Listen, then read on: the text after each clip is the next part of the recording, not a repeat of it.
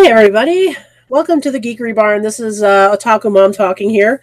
Now, today, and the reason why I'm broaching this topic today is because I got into thinking about the idea of stories that we read, that we listen to, that we watch, or whatever, that are deconstructions of other tropes. Now, what they could do is they either make fun of them, or they can be just an extension of the story, or something that basically just takes that trope and just makes fun of it. Just an extension of the story or something. So that basically just takes that trope and just makes fun of it. So I'm just going to mute on my end. So basically, these are stories that are. Sorry about the echo there. I was making sure that the page was up for YouTube so that I could see who's in the chat. If anybody's able to watch the chat, so and so that I can write back on the chat if I need to.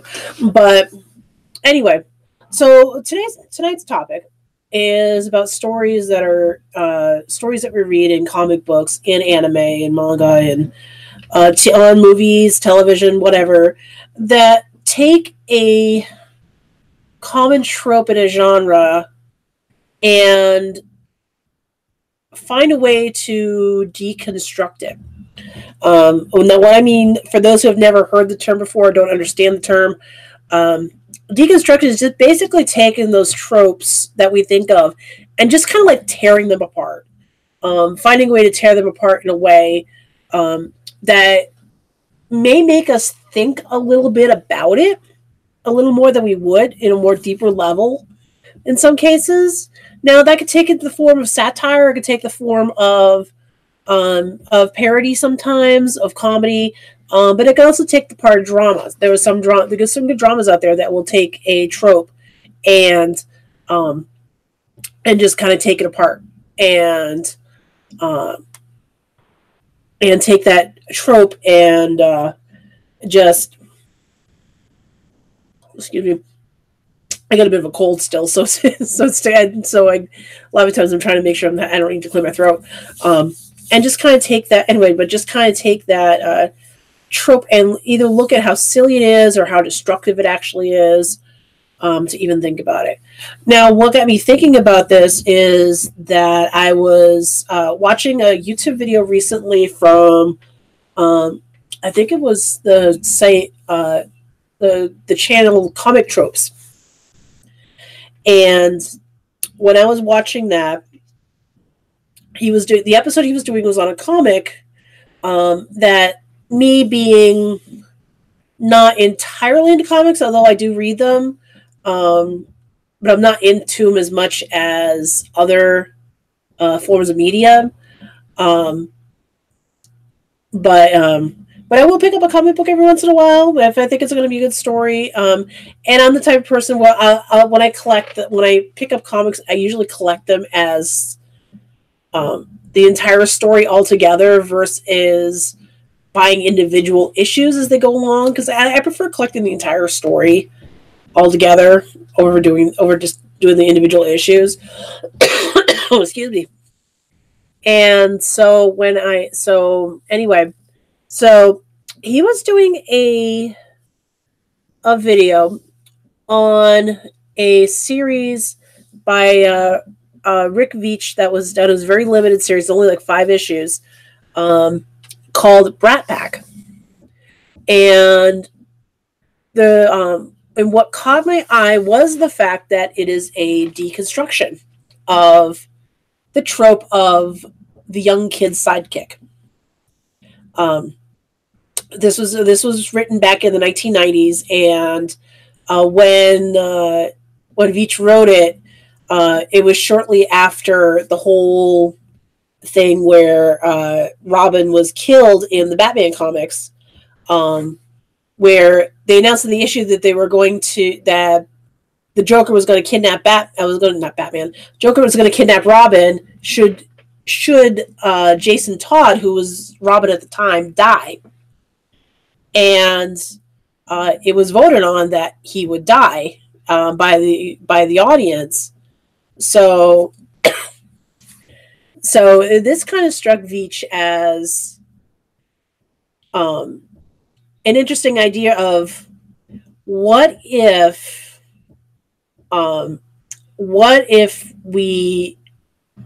these kids superheroes don't have the charmed life that they're portrayed to have in these comic books?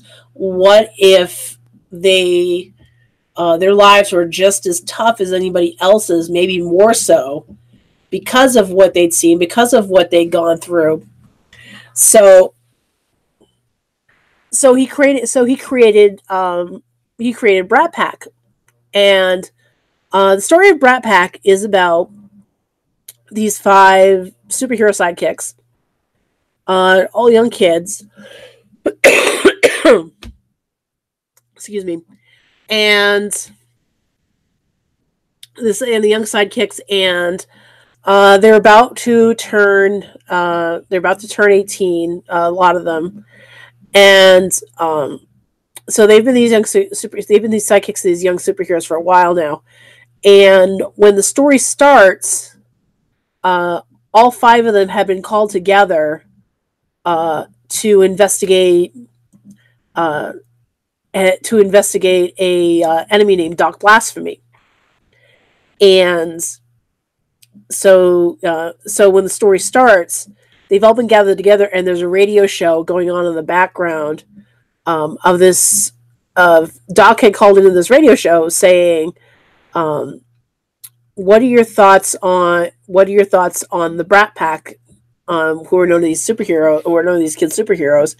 And the radio host is like, "Oh, they're just a bunch of spoiled brats," and and starts talking about each individual of this team, of this quote unquote group, and puts it to a vote to his audience as to whether they should live or die and how should they die. And again, bringing back the whole thing with Batman and Jason Todd being killed off by his audience, essentially. And so when the poll in the radio overwhelmingly votes to have them die, he directs them to a car which has a bunch of explosives in it, and it blows up, and it kills everybody except one of them, named Chippy, who is the Robin analog in this story. And so now that all of them are dead, or in the case of Chippy, presumed dead, these superheroes have to find new kid sidekicks. And because of the fact that in their world, yes, they're superheroes, but they're also very, very, very, very, very much a corrupting influence on those in the city. They have their comic books and all this, and they get a cut of the deal from all this stuff, from all this merchandising and all that. But part of their contract says they have to have kid sidekicks. So now that these superhero kids are dead, now that their sidekicks are dead, they have to find new sidekicks. And it's very darkly satirical. It's a very dark satire, because it hints at a lot of things that have either been rumored around the idea of kid sidekicks, or rumored about particular relationships between particular sidekicks. So, for example, Chippy is the sidekick to the Batman analog in the story. And he even looks like Robin. His outfit is close enough to Robin that you know he's supposed to be Robin. So Chippy is the sidekick to, I think it's the Marvelous Mink is his name. And the Marvelous Mink is basically, he's a uncloseted homosexual. And who he had hit on, who he would constantly hit on the previous Chippy. And then you have the one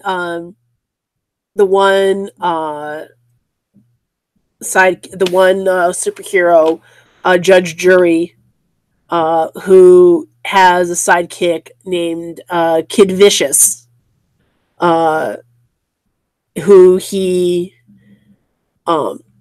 who Judge Jury himself is an out and out racist and homophobe, which is funny because considering he has to work with Marvel's Mink.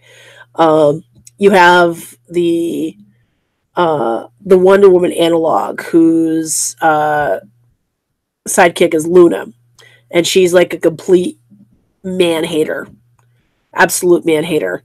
And then you have the one, what's his name? What's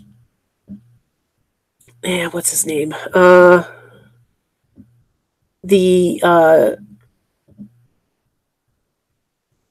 King Rad, and his sidekick is a guy who rides on a skateboard, and basically his character, he gets him addicted to drugs and alcohol. And I should point out that the Wonder Woman analog, Warrior Woman, that's her name, I think, if I remember correctly. But Warrior Woman is a complete man hater who uses her looks to get ahead, and basically treats the new Luna, and trains her basically into being able to seduce men but hate them at the same time. And now the previous sidekicks, you learn early on that they weren't the best of people themselves, or at least they had been corrupted into that. Because the previous Luna, she was sexually aggressive, but she also had issues of bulimia. One of them was addicted to drugs. One of them was a drunk. And then you had Chippy, who was basically the one who always got beat up over the fact that everybody called him a twink because he was the Minx, sidekick, and and he got beat up a lot. And so basically the whole story takes the whole idea of these kid sidekicks who were created during the golden age of comics, and taking them and telling the story of what would happen if you take these kid sidekicks and actually put them with these superheroes who are not the best of people. And it just takes that idea and just totally tears it apart, like almost limb from limb, because it's definitely not one to give to the kiddies, let's put it that way. But it takes the idea, kind of tears it limb from limb, and just kind of throws it on the wall, and it sticks. So you've got this idea of these superheroes who are very corrupt and very money hungry, and have their own issues that they try to hide from the public, although pretty much everybody knows what their issues are, and just kind of plays with it and gives you this story that's both very satirical and very horrifying as to what would happen to these kids if something like this were to actually happen in real life, or if they even really address these in these comics. Because a lot of the times the kids in these, the kids that are created in these stories are basically there to be the character that the kids can identify with, and for the superhero to have somebody to explain stuff to. They're almost never adult sidekicks in a lot of these comics, usually kid sidekicks. And so basically the comic basically takes that trope and kind of runs with it, and just basically shows how horrifying it would be if this were to actually, if somebody were to actually take this seriously and address it in a comic book, as to the fact that these kids would have seen like really, really horrible things. And what if they ended up with a superhero who was not the best of people? So another one along those lines of putting kids in danger just for the sake of putting kids in danger. Another one I could think of is the anime Neon Genesis Evangelion. It's one of my favorite animes, and what it does is it takes the trope of the mecha anime and takes the idea of the fact that they put these young kids into these mechas to run them and to operate them, and actually looks at the psychological damage that could be done to someone who is put in that position. Now, one of the common complaints about the show, and I don't know if it's because of the character himself or the voice actor himself, which the voice actor is a very nice guy. I've met him in person, but the idea of taking this trope of the young kid in the mecha and operating the mecha,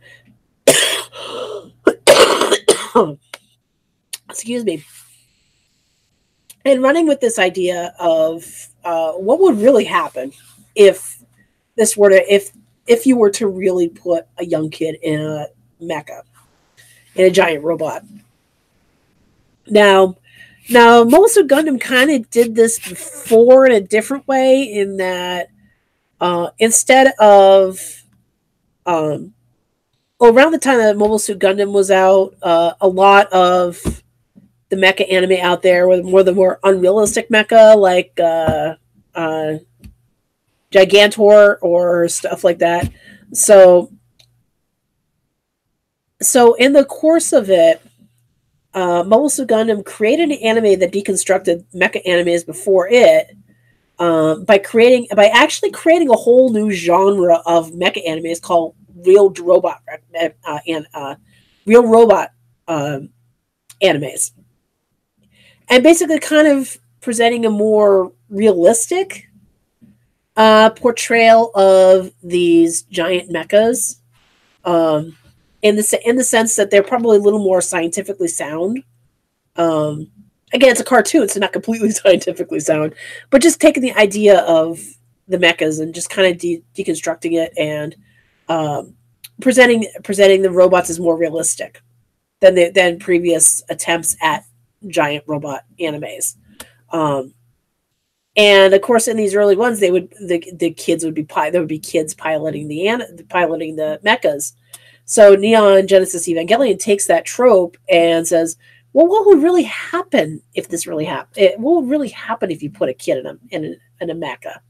And it does it really well, because you have Shinji, the main character, who he's basically called by his father to run, to operate a particular mecha to fight the angels, which are these aliens that have come from the sky to attack the Earth.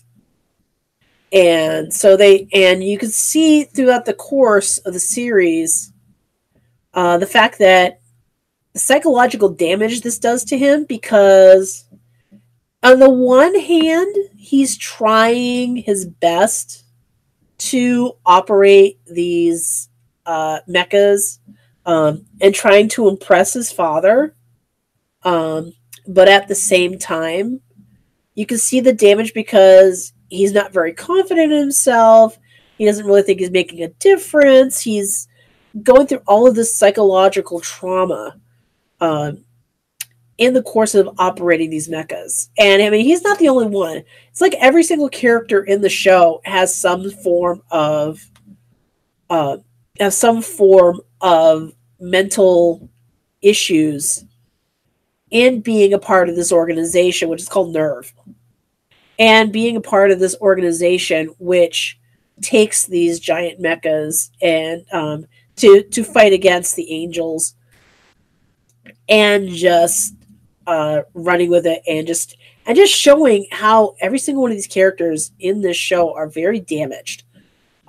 There's not a sane person on this show anywhere.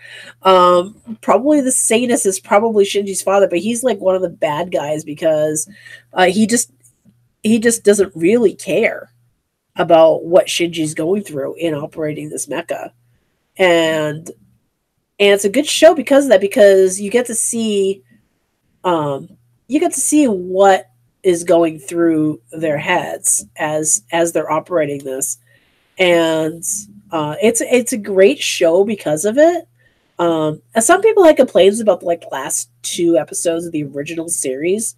I don't know if the last couple movies have come out, because they started condensing them into movies and changing stuff for the movies. Because at the time the show was being made, the director of the show was going through a serious bout of depression at one point while he was making the show, and so a lot of that actually got reflected into the show. And so those last 2 episodes were almost like kind of his awakening to that. But so a lot of people don't understand those last 2 episodes.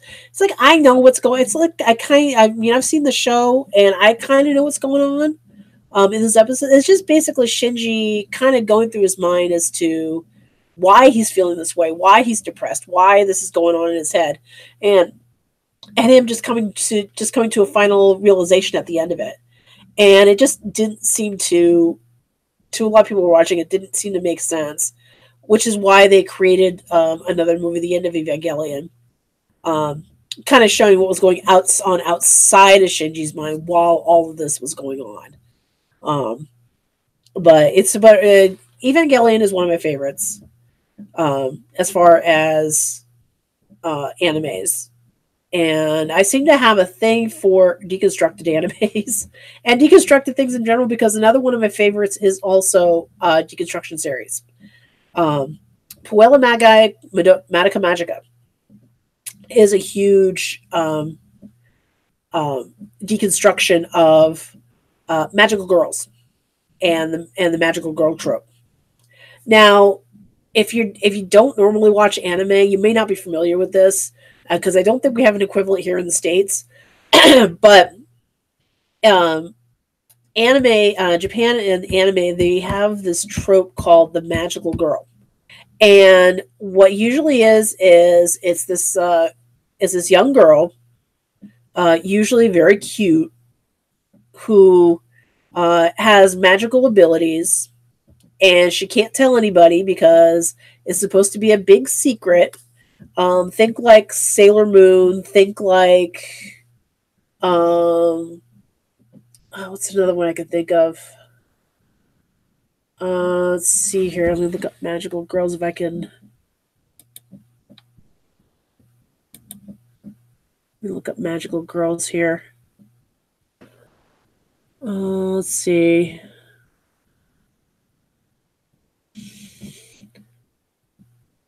Let me think if I can find it here.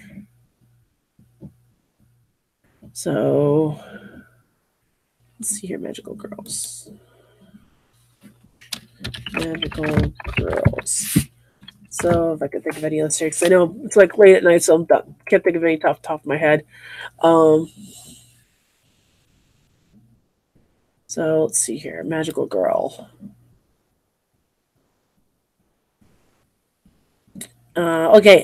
Magical Girl Raising Project, Kill la Kill, which is also another parody series of Magical Girls. Let's see. Magical Princess Miki Momo, that's from like the 80s. Let's see here. And they also have the Magical Boy. And actually, we do have some forms of it here. It's not as big here in the States as far as our own works. Although we do have some examples of it, which are more in the line with the kids shows, like My Little Pony, Equestrian Girls, um, or like Miraculous Ladybug, or Angel's Friends, or Pop Pixie, Winx Club, that kind of thing. Over there, they have like shows like Super Sentai, Kamen Rider. Let's see. What do you call it? Cardcaptor Sakura is another good one. Precure.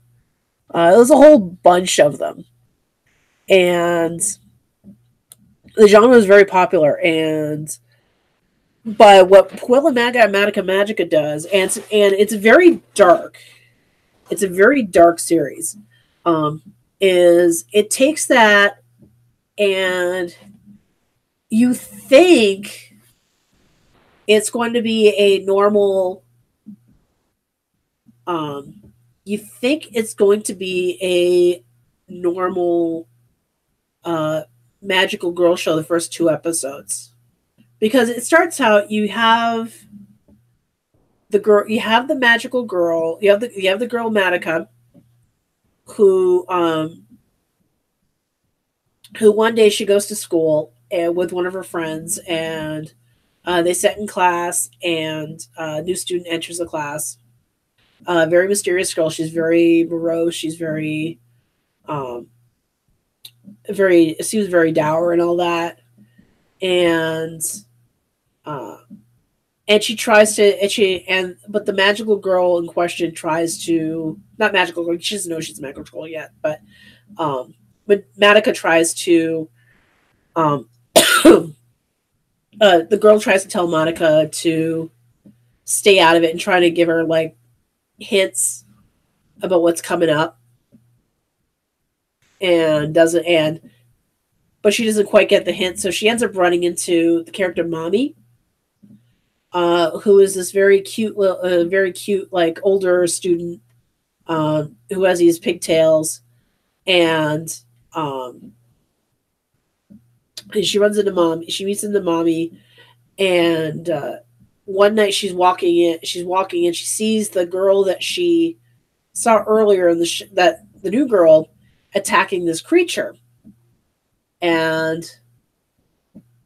she ends up saving the creature, even though the girl warns her, don't stay out of it, but she doesn't. She saves him. So the creature, who calls himself QB, says to her, "Okay, so you saved me. So would you like to be a magical girl? We can sign a contract." And so she doesn't sign it right. She doesn't sign it right away.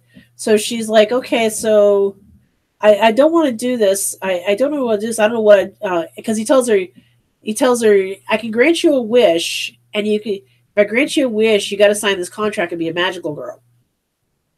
And she's like, "Well, I don't know what my wish would be." And he's like, "Well, think about it. So I'll let you meet this magical girl." So that's actually how she meets Mommy. That's right.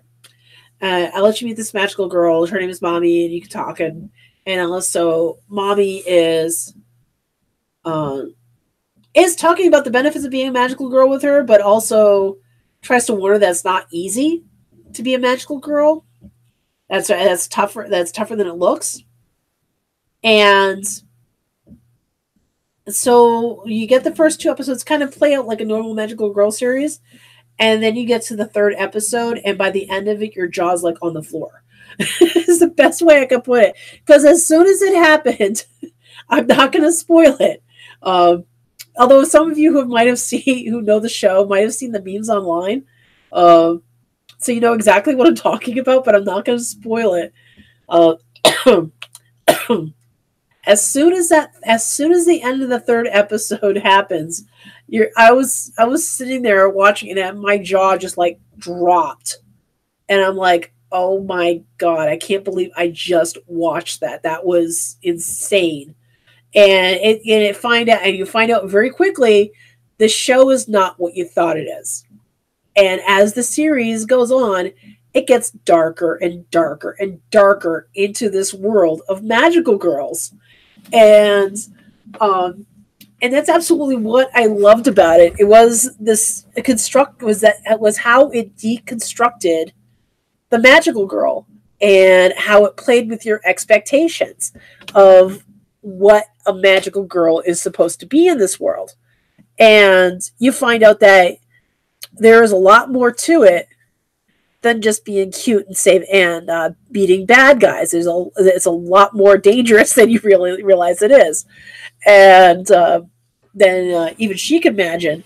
And so a lot of it is Madoka being taken through this world before she signs the contract, and just basically getting the idea of what a magical girl is, and um, and how it plays with those, and just how completely dangerous it is to be a magical girl. So she has to make a decision as to whether she's going to go through with this or not.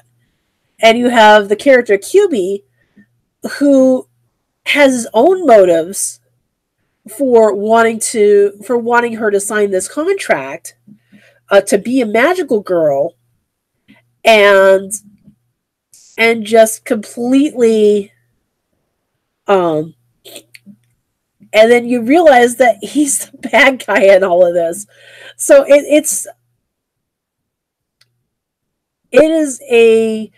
is a very well done series. It really deconstructs the idea of the magical girl, and just completely plays with the tropes of the magical girl, and how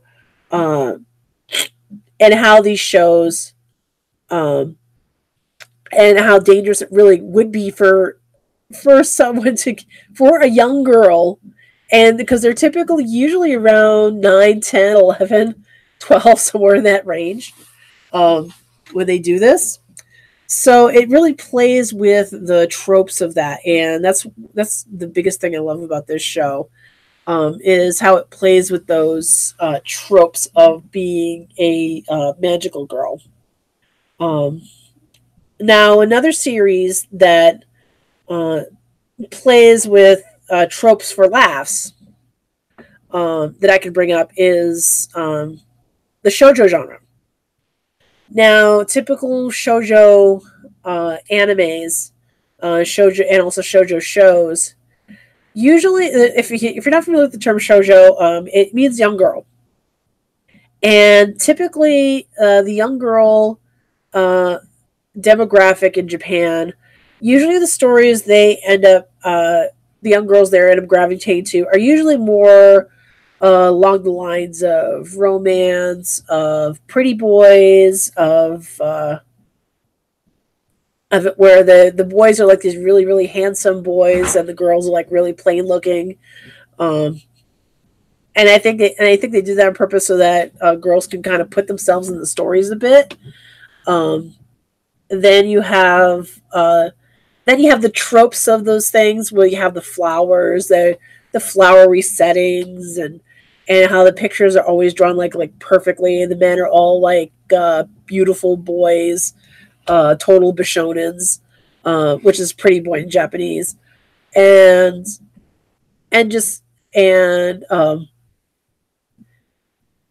they all have their tropes. I mean, here romantic movies also have their own tropes too. I think the movie Isn't It Romantic recently. I have to see it. I can't say anything either way about it, but you could probably I'd have to see it, but I think you could probably call Isn't It Romantic sort of a deconstruction of those tropes, and just kind of breaking down how ridiculous a lot of them are. But I haven't seen the movie yet, so I can't really speak too much on that. But the one I'm thinking of as sort of deconstructs this is the show Ouran High School Host Club. And I'm going to bring that up so I can just remember myself. Okay, so the show starts out with this girl named Haruhi. And she goes to school, and she's a poor girl, and she ends up getting a scholarship to this rich school. And in doing that, And because of that, she can't afford the girls' uniform, so she ends up wearing a uniform that looks more like a boy's uniform. And so one day she's trying to find a quiet place to eat lunch, and she goes into one of the music rooms that she thinks is being unused, but it's actually being used by one of the clubs. The club happens to be what's called a host club, where it's hosted by a group of good-looking guys, and each guy in the group fits a particular type, and that's commonly seen in animes and mangas. And with the with that, she goes in there, and they're thinking, oh, a boy just entered the room, so they try to talk to her, but as she's leaving, she accidentally breaks a very expensive vase. So now she has to work for the host club as a boy. Well, they don't know she's a boy at first; that she's a girl at first. Um, so they try to dress her up as a girl. They try to dress her up as a boy in the proper suit and all that to try to, so that she can work as the host. And it turns out she's actually a natural at it because, obviously, with her being a girl, she knows how to talk to girls. So she ends up being a natural, and ends up being one of their biggest clients. And I'm sorry, not biggest clients, one of their biggest hits, so she can make her money back quickly. But it seems like every episode she's always building up her debt. So debt ends up getting bigger and bigger and bigger each episode. So anyway, so what the show actually does very well in this deconstruction is that it looks at each of the boys in the club and at their types, and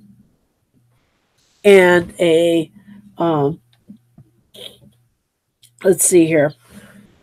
So you have the character of Tamaki Suo, who is the prince of the group, and so he's like the princely type, which means he's the one who's going to be the most romantic. He's the one that's going to be like the knight in shining armor. He's always constantly flattering the girls and whatnot. So he's the big hit with the group. And however, he's like also the main comic relief of the show because at times he plays himself off as not very bright, at times very naive. And with the character, and when they all find out that and at the end of the first episode, they all realize that Haruhi's a girl. And so through the rest of the series, he's trying to get her to dress up as a girl, even though it could ruin their business, just so he can see her as dressed as a girl. And all the other and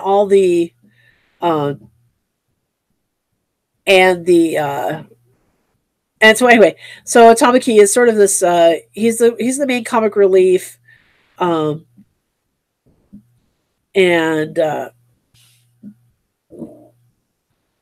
what do you call it?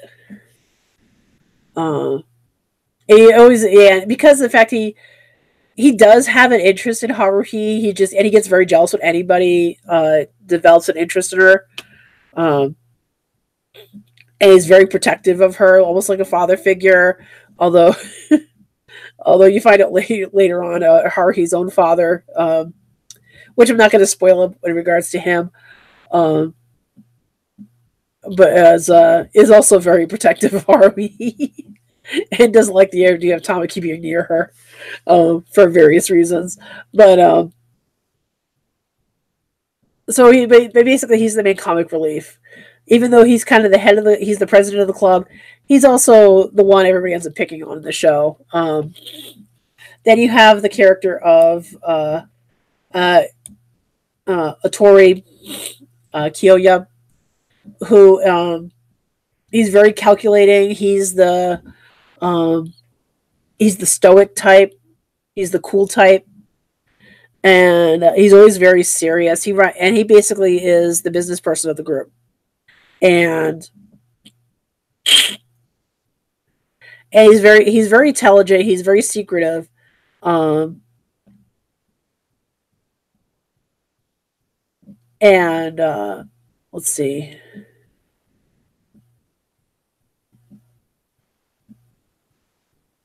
Oh, what do you call it? Um, and he tries to, uh, but a lot of his he's very business minded, and um, and so he's very business minded. So he ends up being like he's like the cool character, and he usually ends up not being the one with the most clients or anything like that. But he's basically the cool character. And then you have the character of well, I should say the two characters, Hikaru and Karu, who are the identical twins, and they're very close.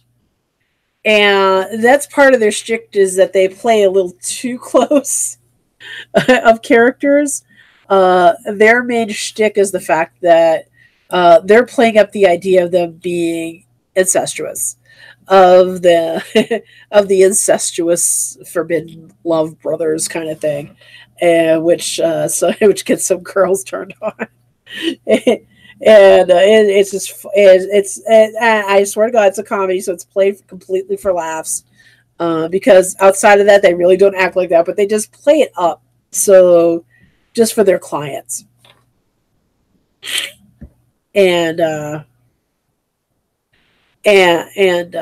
but in actuality, the two boys are actually very much tricksters, and the two of them end up falling for the two of them end up having a little bit deeper um, feelings for Haruhi themselves, mostly because of the fact that Haruhi's the only one that really knows them. They happen to be in the same class, so since she's been around them enough times, she's around them a lot. She's the one of the few people because of the fact that nobody else could tell the twins apart in the series because they're identical twins. So everybody's always asking which one, because they actually have a game that they play with the girls. Which one's Haru? Which one's Karu? Which one's Hikaru? And so they're playing this game one time, and and Haruhi was able to identify them correctly because she's like, yeah, you're identical twins, but you guys have your differences, so I know who you are, and that actually impressed them because nobody in their lives had been able to tell them apart, not even their own parents. So that gets them to liking Haruhi, and so you can see where this is kind of going a little bit with these guys. Um, uh, but you also have the character of Honey, who is at the beginning of the show he's 17 years old, but he looks like he's 10, and he looks like he's about 10 or 11. So he's sort of the cute type, and so he's the cute type. So he looks like a cute little boy. So that's what draws in the women in his case. And then he also has he has Mori, who serves Honey's family. His family has served Honey's family for years and years and years, and he is the let's see, and he is the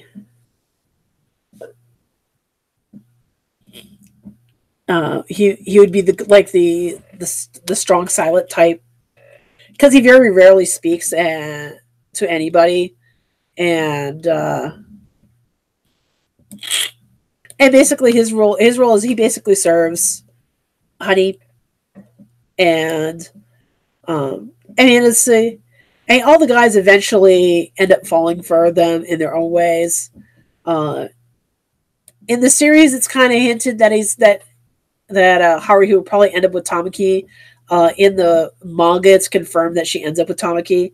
But the series does a really good job of taking these different tropes of these female oriented mangas, and anime series, and just kind of playing up the tropes of them. So like every time they start playing up their characters, all of a sudden there's flowers that show up all over the place, just like out of nowhere. Um, and then you have the character of Renge, who ends up joining the host club. It's a girl. Renge is a girl. Ends up joining the host club because she's a big fan of theirs, and just tries to operate things as if she's gonna amp up all of their characters and bring it up. And probably one of the funnier episodes is when they find a little boy, or I think it was a little boy or a little girl. Oh, it was a little girl who went looking for her brother, who was a prince, who she saw as a prince, when he actually ended up turning out to be the goth character in the show. But she had seen him as a princely type, and that's the way she always saw him. So she went looking through the school looking for her brother, and she comes across the host club, and because her housekeeper had been reading her shoujo mangas, she takes one look at him and goes, reverse harem, and just points at him, and which is another this is also the other trope it plays into, is that Ouran High School Host Club is a reverse harem anime. Now, if you're not familiar with the term of the harem anime, basically it's common. Reverse harems are a group of boys who end up falling for one girl in their group, whereas you have the harem anime is a group of girls and they end up falling for one guy in the group, and those are harem animes. And those are basically what happens, is that they end up. I mean, the hero sometimes will end up with one of them, sometimes not. We'll just see all of them as friends or whatever. So there's never any particular one they end up falling for whatever reason. But it's basically a fantasy, and this kind of plays with that a lot. Because of the fact that all the guys do end up falling for her at one point or another, for various reasons. And so it just ends up playing with that trope like big time. And so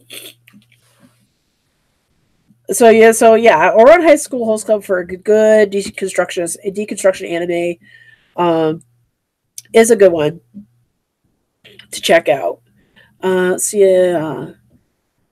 And that's basically what a lot of these deconstruction animes. It would be tough for me to go through like a whole entire list. My favorite shows, favorite animes, favorite whatever. For whatever reason, my top 2 out of 3 animes that I like happen to be deconstruction animes, because my 2 favorites are Neon Genesis Evangelion and Madoka Magica, and they're my 2 favorites. Two of my 3 favorites. Because my other favorite's Attack on Titan. So, but out of those, and you could probably even call maybe even Deadpool sort of deconstruction a little bit, because that's like one of my favorite movies right now. One of my favorite superhero movies, because of the fact that in the very beginning he says, "I am no hero," and it kind of plays with those tropes a little bit, because you have Deadpool who talks to the fourth wall. Some of the tropes, making fun of them, like what they called the superhero landing, and just different aspects of what you would normally see in a superhero movie. And if you ever had a chance to go see Once Upon a Deadpool, which is the PG-13 version, which I would recommend only if you have someone who's in the right teen age range, that you want them to know who Deadpool is. As well as, like, if you want them to know what Deadpool is, but you don't want to show them any of the Deadpool movies, show them Once Upon a Deadpool. They'll get the basic idea. And that one is bookended by that one has a running story with Fred Savage playing himself having been kidnapped by Deadpool, so that he could so Deadpool can tell him the story of Deadpool, the PG-13 version of Deadpool 2. And at one point And what I mean, because in Deadpool 2, in Deadpool 2, they and this isn't a big secret, they kill off the character of Vanessa, and in the very beginning of the movie. And then the credits run, and they're like, "Wait, you killed her? She was the best part of the movie." And the credits just go on about it. And in Deadpool 2, in the Once Upon a Deadpool, when this also gets brought up when Vanessa killed her, they cut back to Fred Savage to Deadpool reading the Fred Savage, and you hear, "Wait, you fringed her?" And he's like, "What do you mean fringed her?" He goes, "You killed." He said, "It's a comic book thing. It's a comic book trope. You fringed her." And yeah, it's and you can say so. It's a little bit deconstructionist here. They're just kind of making highlight of those other ridiculous things in comics. So yeah, so yeah, if you have any ideas for any other deconstructed animes or animes, mangas, comic books, television shows, or anything like that, leave them down in the comments below. So I don't have anybody on the live stream right now. Yeah, I don't have anybody on the live stream. So if you're watching this after the fact,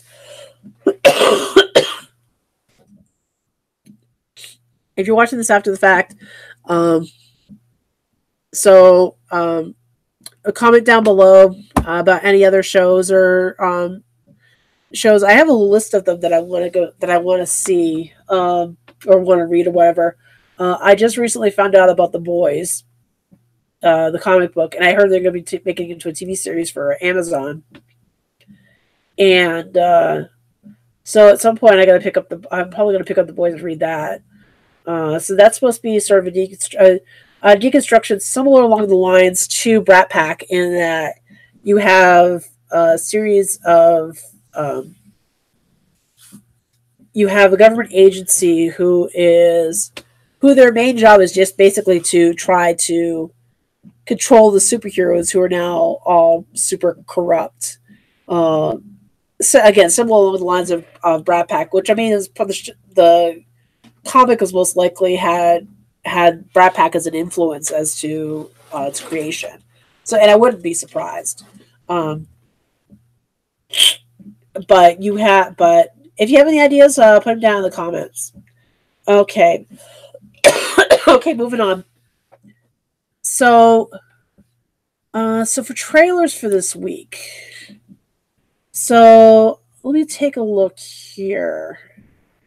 So I was able to find some trailers for this week that looked interesting that we could take a look at. So let me find it here. So New York Times has an article on this week's trailers. And so let me switch it to...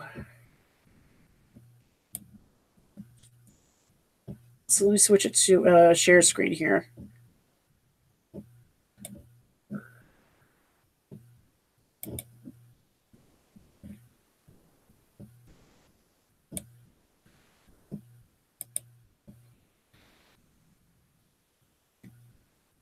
So I'm just going to share it here.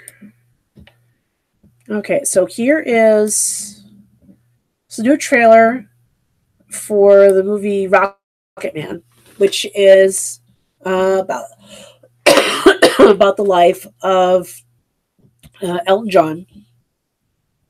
So we're going to play this.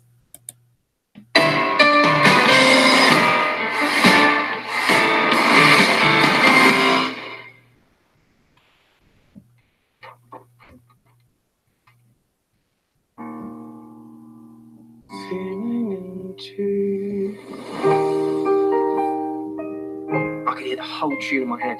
It was all there. I could see all the notes, and I just had to get it out. It's a little bit funny, this feeling inside. What did you say your name was again? My name is... Reggie! Reginald Dwight. Reginald? That's my granddad's name. So how does a fat boy from nowhere get to be a soul man? You gotta kill the person you were born to be in order to become the person you want to be. I'm thinking of changing my name to Elton. That's my name. Yeah, I know. You can be the best-selling artist in America if you desire. I was trying to do something bold. Why are you doing something flashy? Can you even play the piano in those? Sorry, I need tropes. Let them know who you are. And just don't kill yourself with drugs. So how does it feel to be a star? It's never gonna last. Let's just enjoy it while we can. No sleeping arrangements, Kat. All of this is gone. I just hope you realise you're choosing a life of being alone forever. Do we want to just sing without this ridiculous paraphernalia? People don't pay to see Rich White. They pay to see Elton John. Sorry. I know.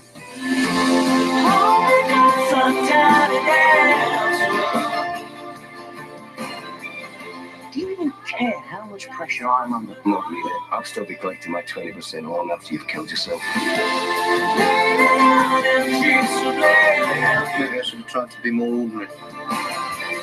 You were never ordinary.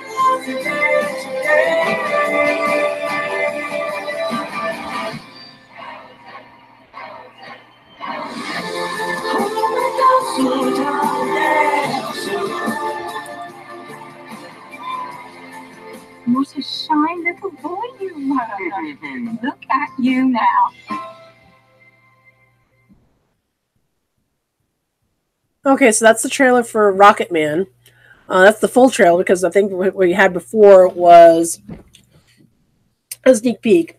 So yeah, so it's about that one is has Taron Egerton who was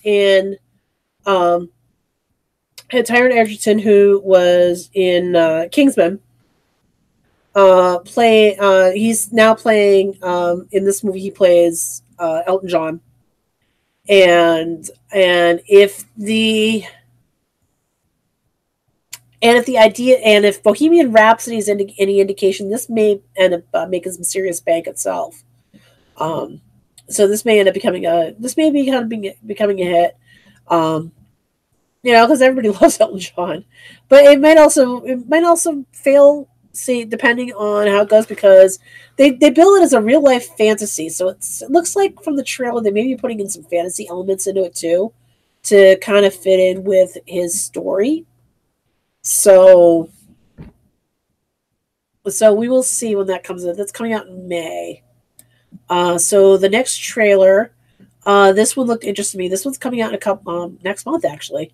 In a few weeks. Dragged Across Concrete. This has Vince Vaughn and Mel Gibson. And possibly another it looks like it may possibly be another, like we were talking about Deconstruction. This may be another Deconstruction type story. Because you have Mel Gibson playing a by the book cop and Vince Vaughn playing his younger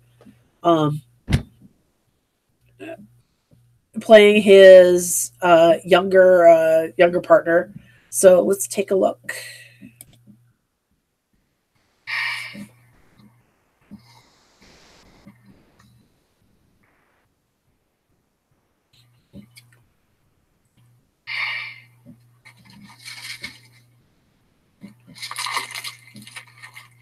A single red ant could have eaten it faster. You're losing perspective and compassion. There's a reason I'm sitting behind this desk running things, and you're out there with a partner that's 20 years younger than you. Anthony's got a mouth with his own engine, but he's solid. I'm thinking about the kind of future I can offer my girlfriend. Pops is a yesterday who ain't worth words. Good heavens, and praise be to him. Your absence was a weight upon us. Thank you, Mr. Edmonton. I don't like doing things with so many question marks everywhere. There's a lot of imbeciles out there.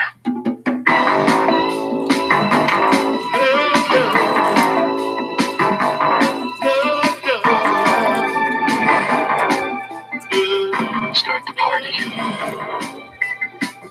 This is a bad idea. It's all cotton candy.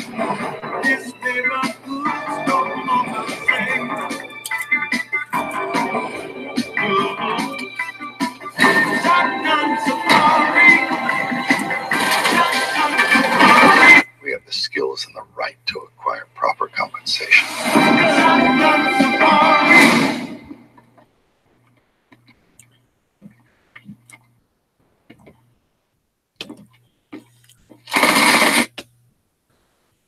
Okay, so yeah, that looks like an interesting one. It might not be one that's kind of like a large playing one. Like it might not be a big release, but yeah, I think if it shows up in the area, I may go see it. Excuse me. Okay, so we got the Highwayman, we got Souvenir, and this is the other trailer I found was interesting. This is for The Dirt. It could have happened to anybody. Didn't it? It happened to us.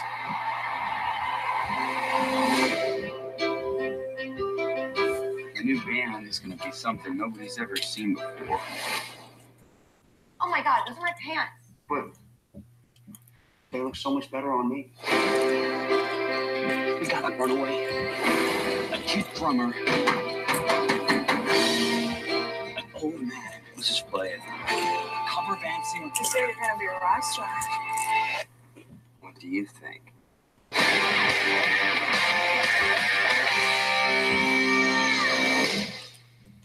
Holy shit.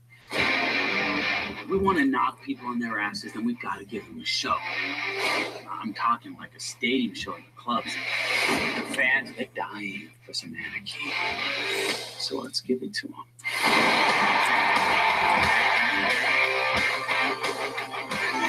I work for Electra Records. You guys like a record kit?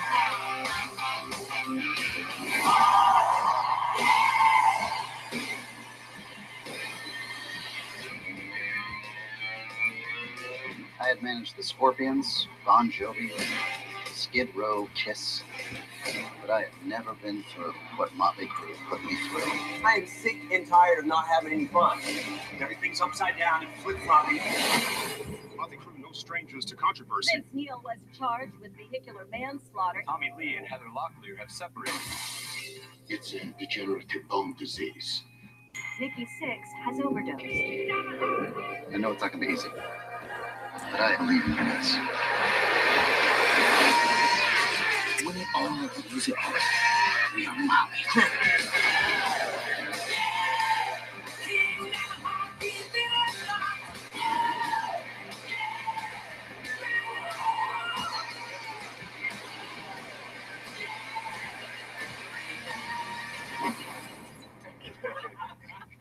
Motley Crue, here all week. Okay, boys, let's rock the house.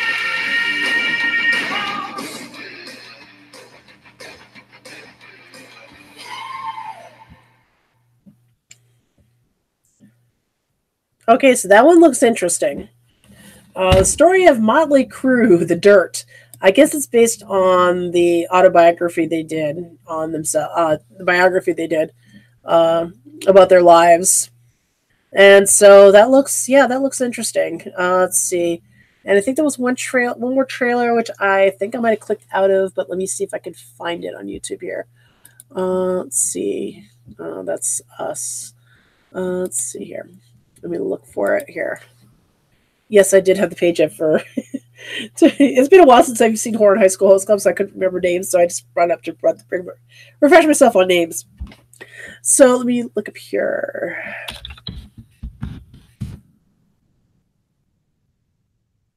What was this one?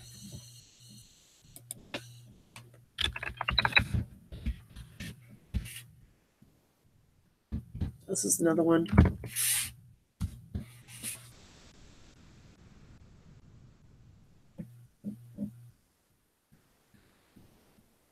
Yo, VIP. Let's try again. That we can hear it. Yo, VIP. Let's kick it. Oh.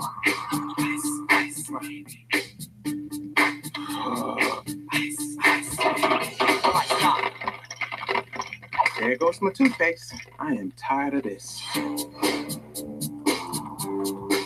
on, baby. Go get it. Let's go get it. Go get the stick.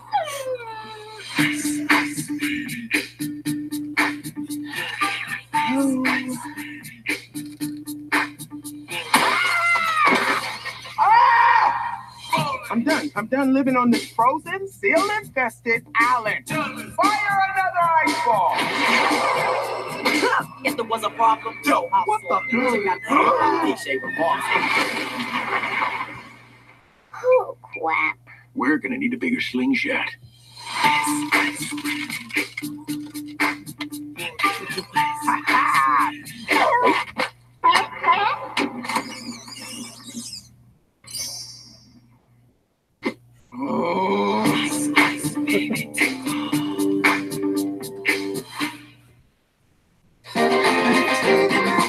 Now, I don't know if that would be I don't know if that one would be interesting enough for me to go see it in the theater again. Well, not again, but go see it in the theater, because I did see the first one. For those of you who don't know, I do have a young son, and we went to see the first one in the theaters, and yeah, the first one I wasn't overly impressed with, mostly because of the fact that they were trying. I think it was mostly because of the fact they were trying way too hard to put adult jokes in there that seemed just rather inappropriate, even for adult jokes. So yeah, I wasn't overly impressed with the first movie. I don't know if I will see this one. Maybe I could hide the trailer from my son. He might not want to go see it. Let's see. And I think that's it for. I think that's it for trailers. Now, since we didn't have anybody join us today, I think we're just gonna cut the stream off here. So let me get back to Hangouts. There it is.